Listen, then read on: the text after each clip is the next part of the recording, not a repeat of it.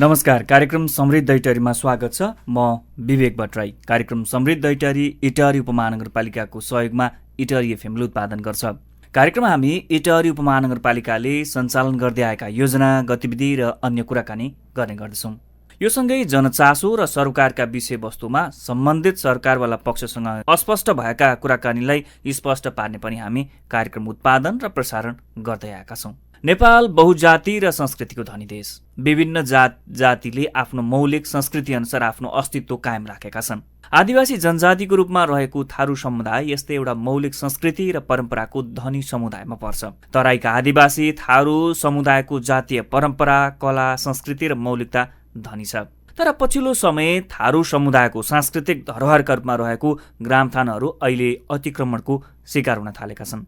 तराईका पौखेर, कुपा, पोखरी, थानहरू थारू समुदायको धर्म र आस्थाको धरोहर हुन्, जो अहिले लोप हुने अवस्थामा पुगेका छन्। इटहरीमा पनि धेरै ग्रामथानहरू थिए जो अहिले कति अतिक्रमणमा परेका छन् र कति लोप हुने अवस्थामै पुगेका छन्। थारू समुदायको यो धरोहरको संरक्षणका लागि अहिले अभियानहरू पनि चलिरहेको छ। पछिल्ला दिनहरूमा यसको संरक्षणका लागि आवाजहरू जोरदार रूपमा उठ्न थालेका छन्। आजको अङ्कमा हामी थारू समुदायको धरोहरको रूपमा रहेको ग्रामथान, यसको अतिक्रमण र यो अतिक्रमणबाट बचाउँदै यसको संरक्षण गर्न कसरी काम गर्न सकिन्छ भन्ने विषयमा कुराकानी गर्दैछौँ। हामी यो कार्यक्रम तयार पार्दा नयाँ वर्षको पूर्व सन्ध्यामा पनि छौँ। चैत्र महिनाबाटै थारू समुदायको पर्व सुरु हुन्छ र नयाँ वर्षसँगै यो विशेष रूपले मनाउने गरिन्छ। सिरुवा पर्व थारू समुदायले मनाउने एउटा ठूलो पर्वको रूपमा रहेको छ। नयाँ वर्षसँगै यो पर्व पनि सुरु हुन्छ र अहिले हामी त्यसैको पूर्व सन्ध्यामा पनि छौँ। र सर्वप्रथम कार्यक्रमका लागि यति बेला हामीसँग हुनुहुन्छ श्री ग्रामथान संरक्षण समितिका अध्यक्ष तेजनारायण चौधरी। यहाँलाई कार्यक्रममा स्वागत छ। यहाँहरूलाई पनि धन्यवाद।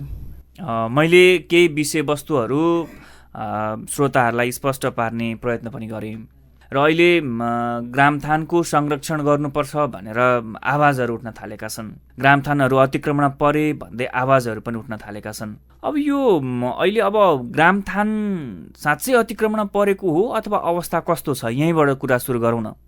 यो अब मैले भन्दाखेरि अतिक्रमण नै हो, यसलाई अतिक्रमण नै भनिन्छ। किनकि हिजो ग्रामथानको जुन जग्गाहरू थियो, जुन जग्गामा ग्रामथानसँग मेला लाग्ने कुरा होइन, सांस्कृतिक पर्वहरूको कार्यक्रमहरू गर्दा यी ठुल्ठुला चौरीहरू थिए, जसलाई हामी सांस्कृतिक भूमि भनेर चिनाउँछौँ। अब त्यो अहिले चाहिँ विभिन्न कारण, एउटा त राज्य पक्षले विभिन्न ऐन कानुन आयोग बनाएर कुनै न कुनै रूपबाट विकासको कार्यक्रम भनेर एउटा अतिक्रमण गर्यो भने केही व्यक्ति, केही भूमाफियाहरूले पनि पाँचधुर जग्गा किन्ने र अगाडिमा रहेका ऐलानीप्रति भनेर जुन राज्यले देखाएको हुन्छ त्यो चाहिँ आफ्नै हडप्ने खोज्ने जुन प्रवृत्ति अहिले मलाई लाग्छ जहाँ जहाँ यो सहर उन्मुख ठाउँहरूमा, विशेष गरी अन्य ठाउँमा पनि छन् तर विशेष गरी सहर उन्मुख ठाउँहरूमा चाहिँ यो अति नै अतिक्रमण भएको भन्ने कुरा चाहिँ हामीले प्रत्यक्ष हेरेका छौँ। जस्तो अहिले अब अतिक्रमण भएको छ त भनियो, तर हामीसँग त्यस्तो केही तथ्याङ्कहरू छ जो सुनसरी जिल्लामा अथवा इटहरी उपमहानगरपालिकामा यति ग्रामथान थिए, त्यो ग्रामथानले यति जग्गा अथवा यति क्षेत्र चाहिँ भोगचलन गर्दै त्यसको संरक्षण गर्दै आएका थिए भन्ने हामीसँग त्यस्तो केही छ? होइन, छ। तपाईँ कुनै पनि इतिहास तपाईँ के भन्छ हेर्नुहोस् होइन, इतिहासलाई तपाईँ के भन्छ खोज्नुहोस्। यही तपाईँको इटहरीको कचना महादेव ग्रामथानमा कमसेकम त्यहाँ 10औं बिघा होला होइन, वरिपरि थियो होइन, जो अहिले केही सैनिक सुरक्षाको सुरक्षा कर्मीले पनि अतिक्रमण गरेका छ। खानेपानी छ, स्कुल छ, अन्य त्यहाँ के मठ मन्दिरहरू बनाएको छ। त्यो जम्मै तपाईँको यो कचना महादेवकै एरिया हो। त्यहाँ कमसेकम हजारौँ बैलगाडामा त्यति बेलाको सवारी साधन भनेकै बैलगाडा हो।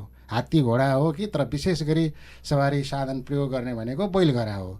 त्यहाँ हुन्थ्यो, थुप्रिन्थ्यो। अनि मोरङ, सुनसरी, झापा, उदयपुर, इन्डियाबाट समेत आउने यहाँ चाहिँ के भन्छ भक्तालुहरू होइन, आफ्नो मनोकामना पुरा भए अनि आफ्ना पितृको आशीर्वाद लिनको लागि चाहिँ त्यहाँ कमसेकम हजारौँ मान्छे यो नयाँ वर्षमा त्यहाँ भेला हुन्थे।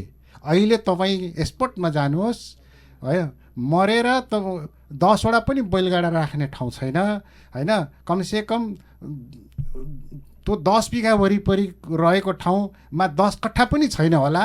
र अझ त्यो कचना महादेवको स्पेसल राखेको मन्दिरमा त वरिपरि केही पनि राखिदिया छैन भनेपछि यो एउटा यहीँको कुरा म भन्दैछु। त्यस्तै अब सिराथानको कुरा पनि त्यस्तै छ होइन। अन्य ग्राम थानहरू जहाँ कि मेला लाग्ने गर्थ्यो होइन, विभिन्न त्योसँग जोडिएका पोखरीहरू थियो। त्यो पोखरीमा अब हाम्रो के भन्छ जितिया पर्व, के भन्छ सामा चकेवा, के भन्छ तपाईँको आइतबारे व्रत, यी जम्मै कुरा त्यहाँ पोखरी र नदीसँग जोडिएको हुन्छ। अब त्यो नदी नभएपछि मरिमरौमा पनि हाम्रो घाटको क्रम हुन्छ। त्यो घाट पुजाउने, अब पोखरी पुजाउने, त्यो शुद्धिकरण गर्ने त्यो ठाउँै छैन भनेपछि तपाईँ जहीँको पनि त्यो भूमिहरू कहीँ पनि तपाईँको सुरक्षित छैन। जहाँ 10 बिघा थियो त्यहाँ मरेर 5 कट्ठा होला, जहाँ 5 कट्ठा थियो मरेर तपाईँको 10 धुर होला, जहाँ 10 धुर थियो त्यो सिद्धि पनि सक्यो भन्ने कुरा चाहिँ इटहरीकै वरिपरिको थुप्रै ग्राम थानहरू हेरेँ। अस्ति यहाँ दरगाह टोलमा पनि गएर हेरेँ, त्यहाँ पनि अतिक्रमित। त्यहाँ राजदेवी सुन्दरदेवीमा गएँ, माथि राजदेवीमा त वडा कार्यालय पो बनाएको रहेछ। अनि एउटा मन्दिर एउटा सत्सङ्ग भवन बनाइदिया रहेछ, अनि अलिकता पोखरी राख्या रहेछ होइन। अब त्यो राजदेवीमा मेला लाग्छ जहिले पनि होइन। त्यसपछि सुन्दरदेवी छ होइन, त्यहाँ पनि मेला लाग्छ। अब त्यो लाग्ने ठाउँ सबै अहिले तपाईँको नम्बरी बनाइसक्यो। अब किन बनायो, कसरी बनायो, राज्यले त कमसेकम स्थानीय निकायले थाहा हुनुपर्छ नि कि स्थानीय स्वैत शासन ऐन 2000 अहिले 64 र त्यति बेला पनि स्थानीय निकाय के भन्छ स्थानीय स्वैत शासन ऐन थियो गाविस हुँदाखेरि। त्यति बेला पनि यस्ता सांस्कृतिक धरोहरहरूलाई संरक्षण सम्वर्धन गर्ने ऐनै थियो नि, तर चाहेनन् क्या। त्यो जनप्रतिनिधिहरू पनि कोही मान्छे पात्र असल भए राम्रो काम गर्न सक्ने, कोही असल नियत नभएपछि तपाईँको धेरै कुराहरू अप्ठ्यारो बाधा हुने कुरा चाहिँ मैले अहिले पनि हेरेँ। उनीहरू त्यो बुझेकै रहन्छ कि यो सांस्कृतिक भूमि के हो, यो निकट भविष्यमा यसले सबैलाई कसरी हित गर्छ भन्ने कुरा बुझेकै छैन।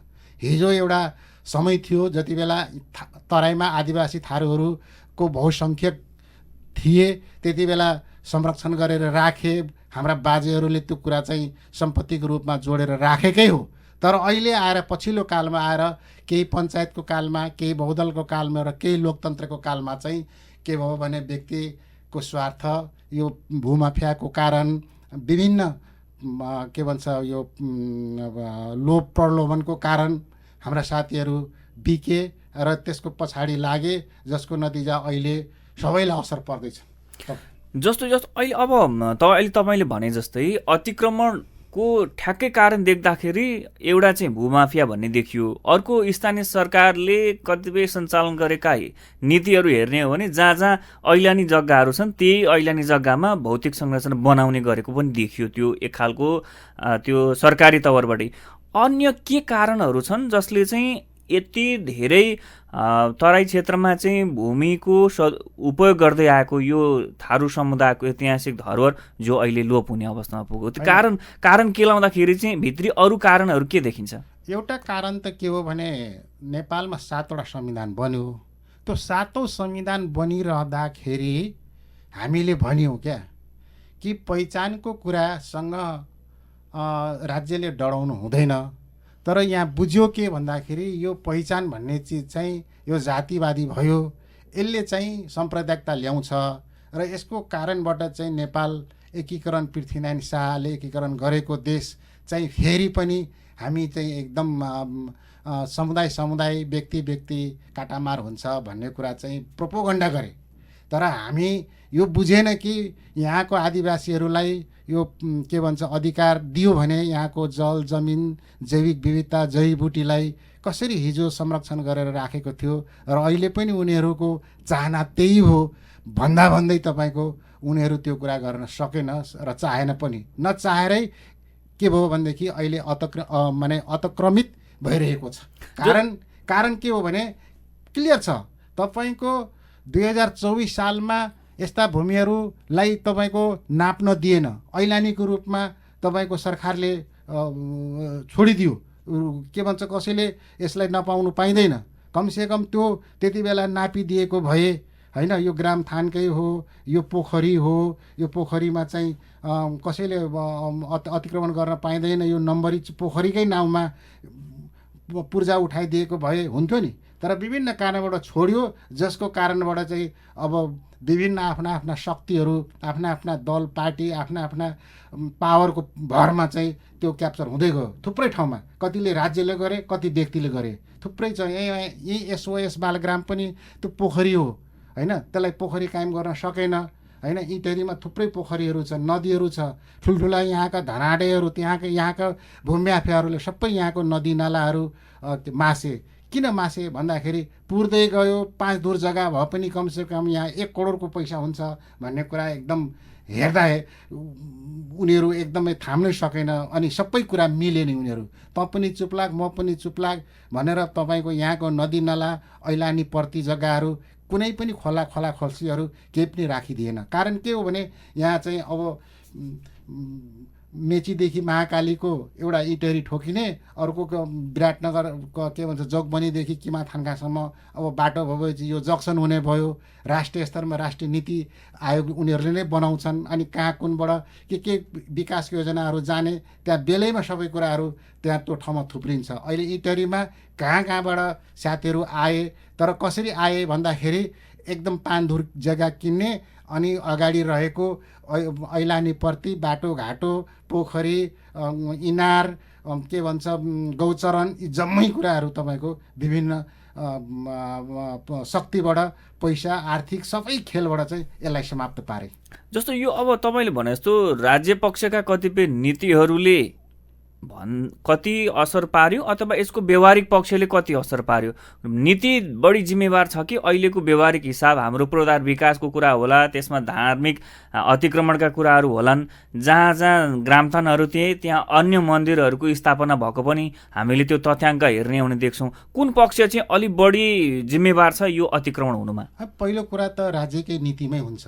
राज्यको नीतिले अहिले कस्तो नीति अवलम्बन गरेको छ भने हेर्नुहोस्, कुनै पनि आदिवासीहरूलाई त्यसलाई कुनै हतियारले के भन्छ समाप्त पार्नु पर्दैन। उसको भाषा धर्म संस्कृतिलाई तपाईँको समाप्त पार्ने हो भनेदेखि त्यो सत्व मरेको सरह हुन्छ, त्यो मृत्यु सरह हुन्छ क्या। अहिले भएकै त्यही हो। हामी पहिलो नेपालको पहिलो जनगणनाको तथ्याङ्क हेर्नु न तपाईँको यही जिल्लाको होइन, हामी कति गुना के भन्छ अगाडि थियौँ होइन। र अहिलेको यो अबको जनगणनाको रेकर्ड हेर्ने हो भनेदेखि अब हाम्रो हाराहारीमा थुप्रै जनसङ्ख्याहरू पुगे, जबकि हामी यहीँको थारूहरू त एकै ठाउँमा बसेपछि त्यो त मै बसेको यस ठाउँमा पहिलेदेखि हो। हाम्रो बाजे होइन कि कति पुर्खा कति सय वर्ष अगाडिदेखि एकै ठाउँमा बसेको छौँ हामी, कहीँ पनि गएको छैन। तर पनि हाम्रो जनसङ्ख्या बढिया छैन होइन, बढ्नुपर्ने हो नि होइन। जब यहाँबाट हिजोको बहुमत जनसङ्ख्या अहिले अल्पमतमा पर्यो, एकदम अल्पमतमा परे एउटा कुरा। दोस्रो कुरा कस्तो भयो भने त्यसको असर पहिलो मुलुकी ऐन बनाउँदाखेरि जङ्गबहादुर थारूहरूलाई पढाउनु हुँदैन, पढ्नबाट वञ्चित गराएको थियो। त्यो ऐन हेर्नु न, त्यो ऐनमा थारू पढ्नै पाउँदैन, पढे यसको बडो खतरनाक सजाय हुन्थ्यो।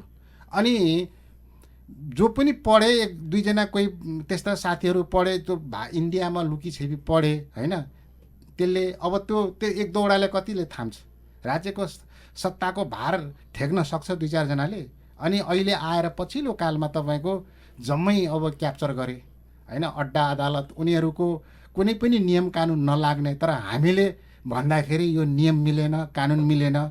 उनीहरूलाई चाहिँ नियम कानुन बनाउनु भयो भनेदेखि तुरुन्तै क्याबिनेट बस्छ, तुरुन्तै के भन्छ भनेदेखि कर्मचारीको संयन्त्र बस्छ। तर हामीले भन्दाखेरि कुनै पनि कुरा लागू हुँदैनन्। नभएपछि नियम बनाएर तपाईँको हाम्रो सबै धरोहरहरू चाहिँ खोसिया छ। जस्तो अब यो कुरा हामीले किन निकै ढिलो गरी थाहा पायौँ, जबकि अहिलेसम्म धेरै तपाईँकै कुरा मान्ने हुने धेरै ग्रामथानहरू लोप हुने अवस्थामा पुगिसके हो। तर आवाज किन यति ढिलो उठ्यो? हो, यस्तो छ, उठाउन चाहिँ हामी पहिलेदेखि उठाएको हो। अब यो दलीय सिस्टममा के हुँदो रहेछ भन्दाखेरि हाम्रो थारू यहाँका आदिवासीहरू विभिन्न दलमा छन् होइन। त्यो दलमा चाहिँ यस्तो एजेन्डा लान सक्ने हिम्मत प्राय थारूहरूमा मैले देखिनँ होइन। कुनै पनि कुरा राजनीति कसैले गर्छ भनेदेखि त्यो एउटा एजेन्डा हुन्छ, नीति विचार सिद्धान्त हुन्छ। तर नीति सिद्धान्तभित्र चाहिँ आफ्नो आइडेन्टिटी, आफ्नो अस्तित्वलाई चाहिँ तपाईँको त्यहाँ एजेन्डामा छिराउन सकेन। म यहाँको थारूहरू नै, म देशैभरिको थारूहरू वास्तवमा यस्तो एजेन्डा लान सकेन।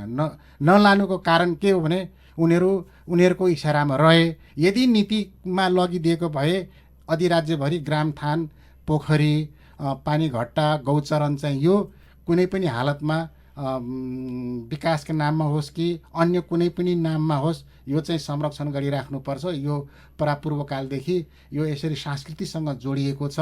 यो नेपालको सम्पूर्ण जात जातिको सम्पत्ति हो। यसलाई चाहिँ वास्तवमा इकोसिस्टममा यसलाई लागि पनि यो चाहिन्छ भन्ने कुरा यदि सोचिदिएको भए, तपाईँको नीति बनाइदिएको भए अहिले यो संरक्षण रहन्थ्यो। तर त्यो नीति राज्यले बनाउन चाहेन। जो गए ऊ आफै यसलाई अब यहाँ 20 बिघाको पोखरी छ, यो 50 बिघाको 100 बिघाको के भन्छ भनेदेखि गौचरण छ, यहाँ तपाईँको 150-200 बिघाको जङ्गल छ।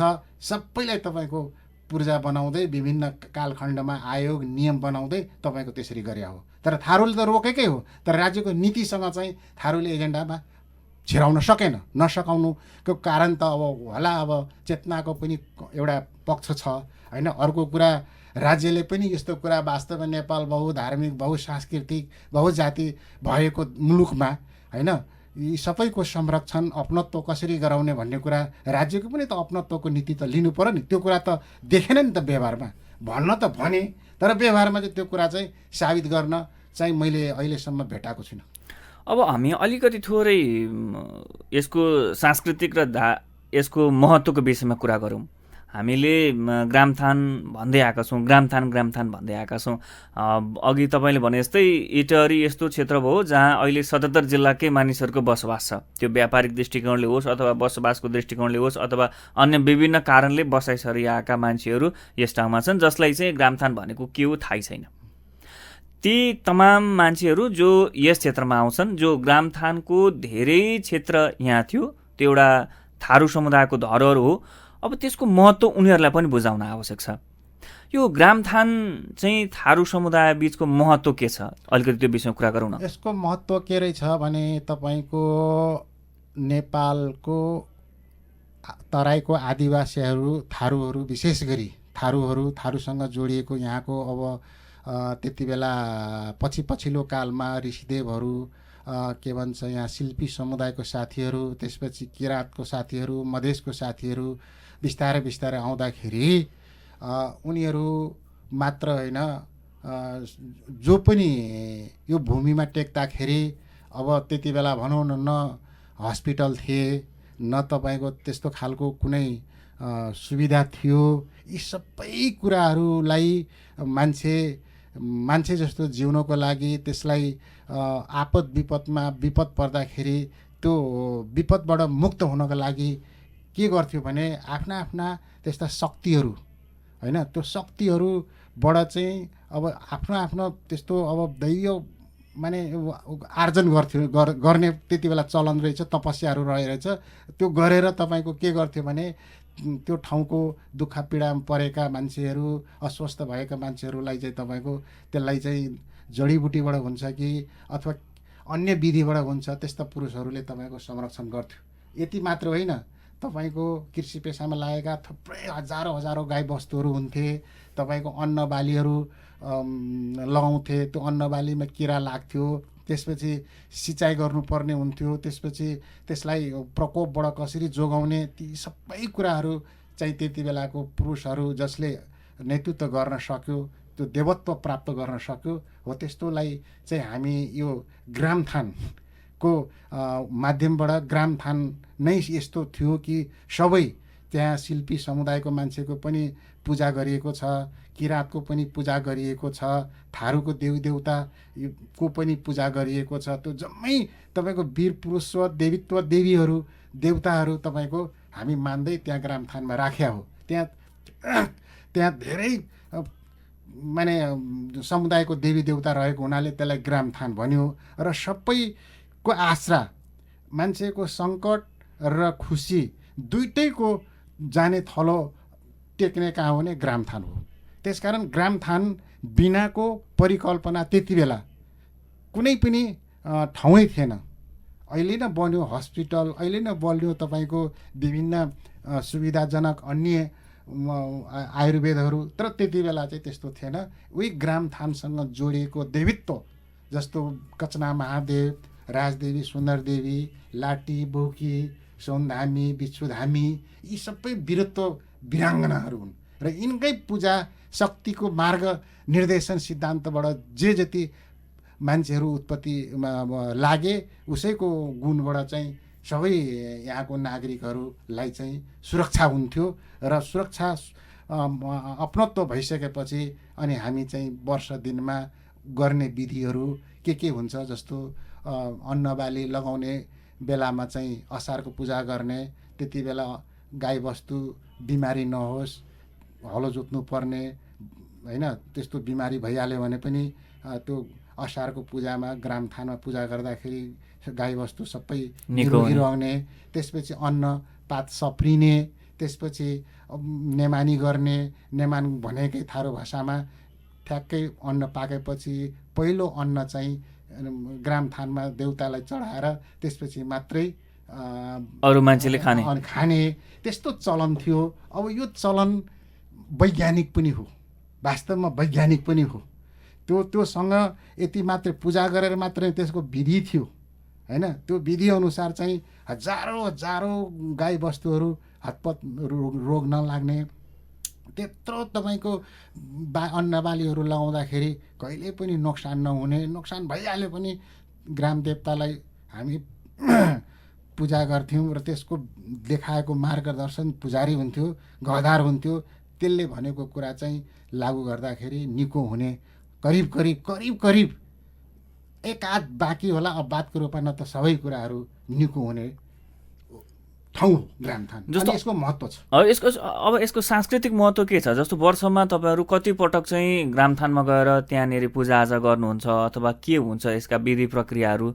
यसो छ, ग्रामथान त 12 महिना हामी पूजाआजा गरिरहन्छौँ, तर एउटा सामूहिक रूपमा गर्ने पूजा भनेको एउटा चाहिँ असारे पूजा हो, अनि एउटा चाहिँ नेमानी पूजा हो होइन। हामी मङ्सिरे भन्छौँ, मङ्सिर भने किराँत समुदायले उँधौली मनाए जस्तै एकदम फरक केही छैन। उहाँहरूको उँधौली उभौली हो, हाम्रो चाहिँ यहाँको चाहिँ के भन्छ नेमानी हो, त्यस्तै हो। अब फरक चाहिँ केही छैन।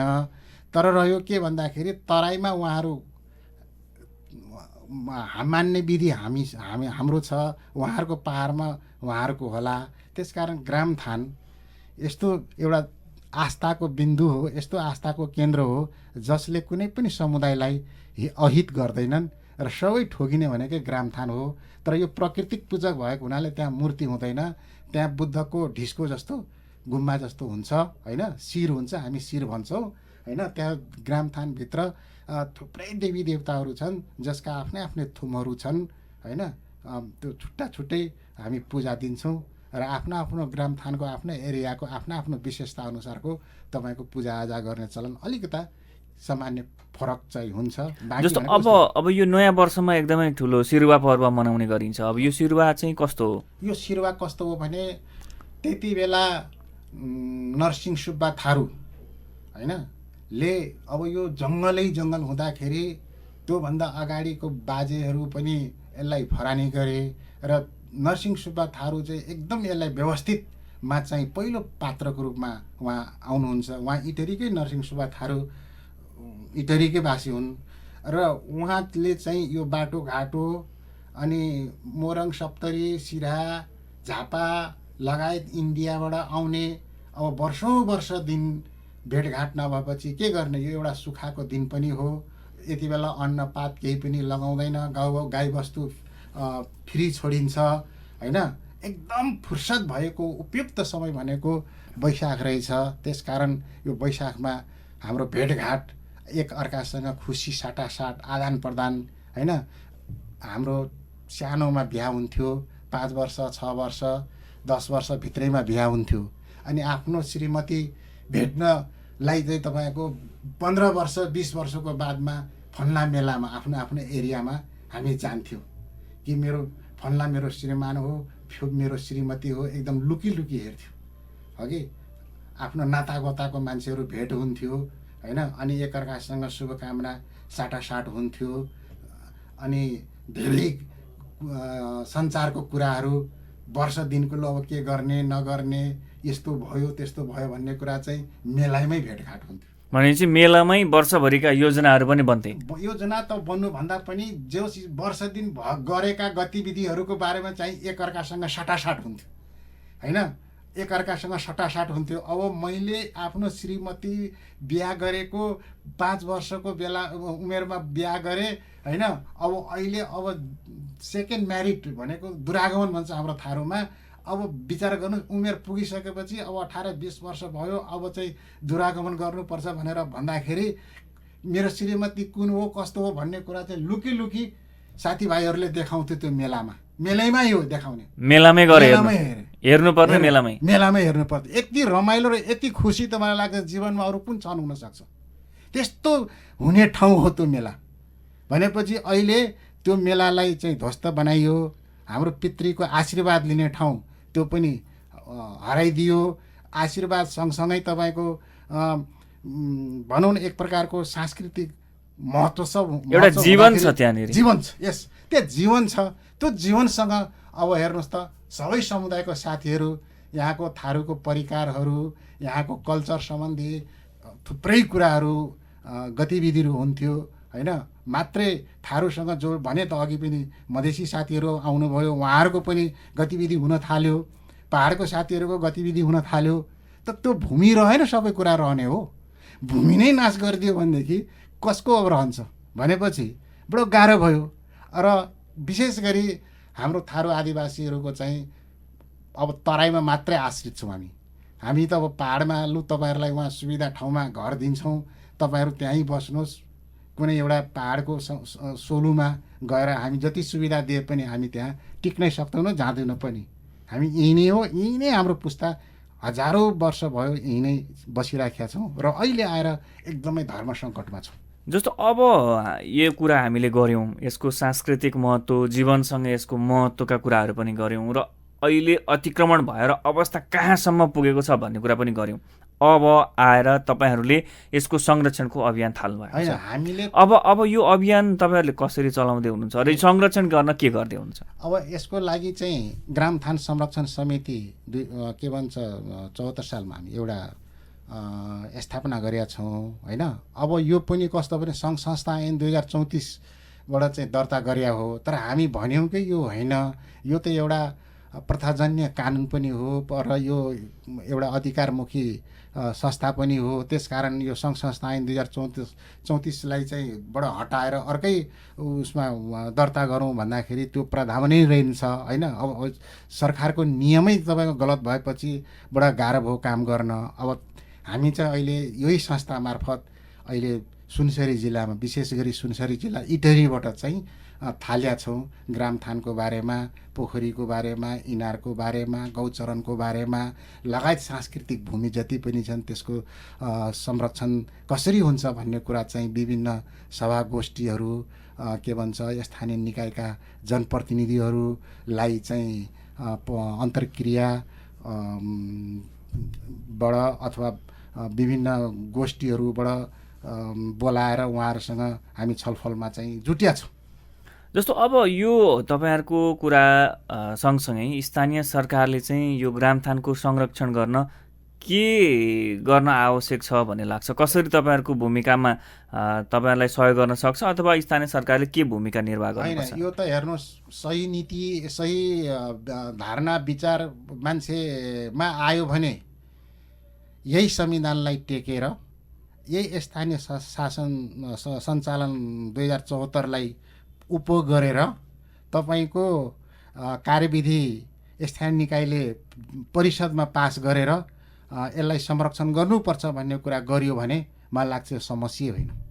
यो फेरि गुमेको कुराहरू अब धेरै त नम्बरी बनाइसके, धेरैमा अब के भन्छ भौतिक संरचनाहरू बनिसके, रहल पहल भए पनि कमसेकम यसलाई जोगाउन चाहिँ सकिन्छ।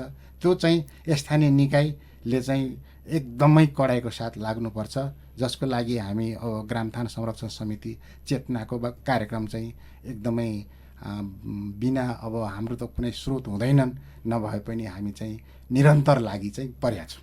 भनेपछि स्थानीय सरकारले यसको संरक्षणका लागि कार्यविधि बनाएर स्पष्ट नीति नियमावली बनाएर काम गर्यो भने कतिपय गइसकेकालाई पनि फिर्तै ल्याउन सकिन्छ र भएकालाई संरक्षण गर्न सकिन्छ। एकदम भने त त्यो त छ नि, व्यवस्था छँदैछ नि, खालि उहाँहरूमा गर्ने सोच हुनु पर्यो क्या, पोजिटिभ मात्रै। म यो वास्तवमा यो सबैको यो भूमि रहेछ, सांस्कृतिक भूमि यो सबैको हो, यो थारूले उहिलेदेखि जोगाएर राखेको मात्रै हो। बाँकी बात भनेको अहिले सबैको दायित्व आयो, यसको संरक्षण गर्नुपर्छ, यसको महत्त्व रहेछ भन्ने कुरा बुझ्यो भने तपाईँको त्यस्तो भूमि त अहिले पनि सकिन्छ नि, किन सकिँदैन? प्रष्ट उहाँहरूको अधिकार दिएको छ, अधिकार हुँदाहुँदै पनि गर्न नसक्नु भनेको त कमजोरी देखिन्छ। हुन्छ, हामी लगभग कार्यक्रमको अन्त्यमा आएका छौँ। आफ्नो व्यस्त समयका बावजुद पनि आएर यो ग्रामथानको महत्त्व, विशेष गरी थारू समुदाय र ग्रामथान बिचको ऐतिहासिक महत्त्व र जीवनसँग जोडिएका निकै महत्त्वपूर्ण कुराहरू राखिदिनु भयो र यसको संरक्षणका लागि हामी यसरी काम गर्दैछौँ र स्थानीय सरकारले यसरी काम गरिदियो भने अहिले भएका ग्रामथानहरूको संरक्षण गर्न सक्छ भनेर कुराहरू पनि राखिदिनु भयो। यहाँलाई धेरै धेरै धन्यवाद। म पनि ग्रामथान संरक्षण समितिको तर्फबाट यो इटेरी एफएममा तपाईँ बोलाउनु भयो, सम्पूर्ण परिवार र तपाईँलाई म धन्यवाद दिन